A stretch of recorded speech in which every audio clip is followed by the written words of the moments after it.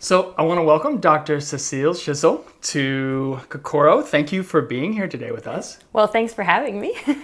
The way we do this segment on Kokoro, the way we generally start, is that I make a meal that corresponds with the theme of what we're talking about. Okay. And because today's theme is curiosity, I started this by talking about a professor over in Japan who had figured out a way to make slime mold create tunnels in the form of the Tokyo transit system, and he used oats to do that because slime mold likes oats. So I thought that what I would make for us is some oatmeal that we could eat. Let's give it a try, and then we're gonna dive into what you do because I think what you do is so fascinating. Sound good? Yeah, that sounds really great. By the way, I am no professional chef. That's kind of one of the jokes of this whole series is that I'm not. Actually, that came out okay. That's pretty good, actually. That's not too bad. So tell me a little bit about yourself, because I think you have a fascinating story. Tell me how you got into studying science. Okay. Well, so it's not really like, I feel like a lot of kids are like, oh, I always wanted to do science. Not really. I mostly started just because I like building stuff. And I mostly did crafting as a kid. I really liked doing things with my hands, and I'm making jewelry and like knit and sew and all that stuff. When it was time to pick what I wanted to do in high school, my mom brought me to the open houses of a bunch of high school. And there was this technical high school that did a lot of mechanical design and electrical work. And I visited and I was like, this is so sick. This is like crafting, but with metals and electronic circuits and all of this. And I was like, and they're like, this is what engineering is. I think it's really interesting. You end up getting into MIT over here in the United States. Oh, yeah. Will you talk a little bit about kind of what you ended up doing over here at MIT? I got into this exchange program to do research at MIT. And I really wanted to continue doing robotics and engineering. And there's this professor who contacts me and says, I do bio-inspired colors. I do colors inspired by natural systems.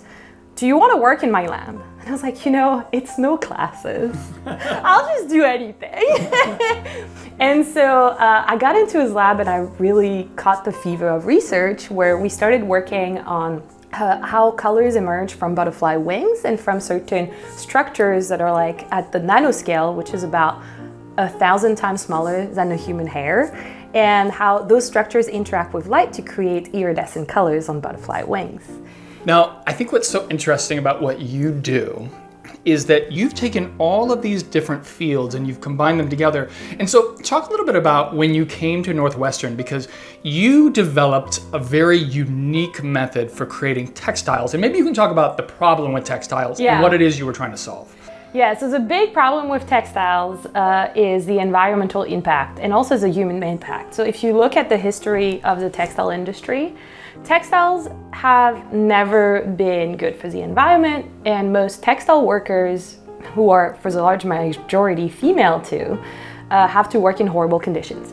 And just for textile dyeing, for instance, it's currently responsible of about 20% of water pollution worldwide.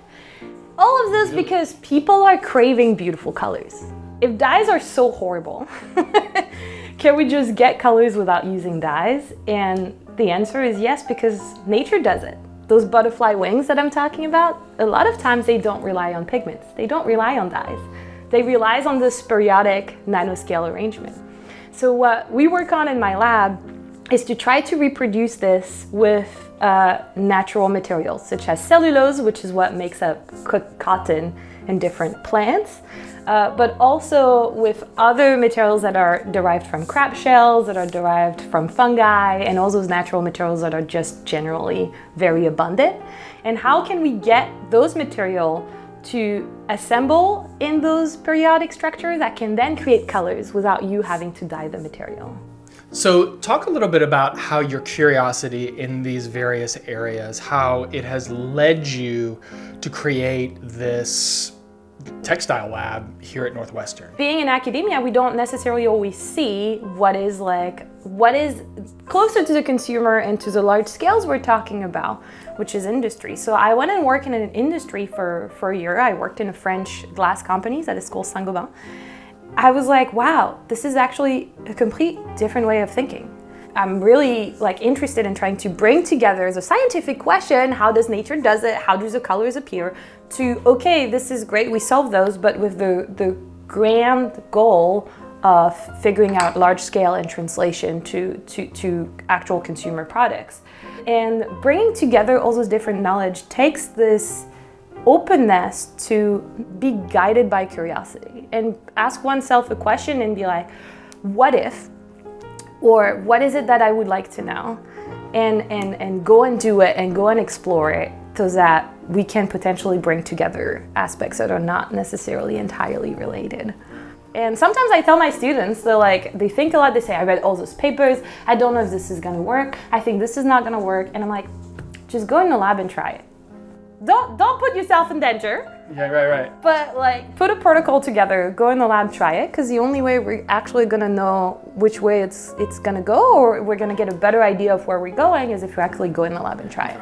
Well, Cecile, thank you for coming and being here with us today. I think what you do is absolutely fascinating. And keep being curious about the world, because thanks to you, I feel like in the future we can actually sit there and say, textiles are not polluting the planet and they're not destroying our water system. So thank you for doing what you do. And they would look gorgeous. And I guarantee you they will. So thank you so much. Thank you.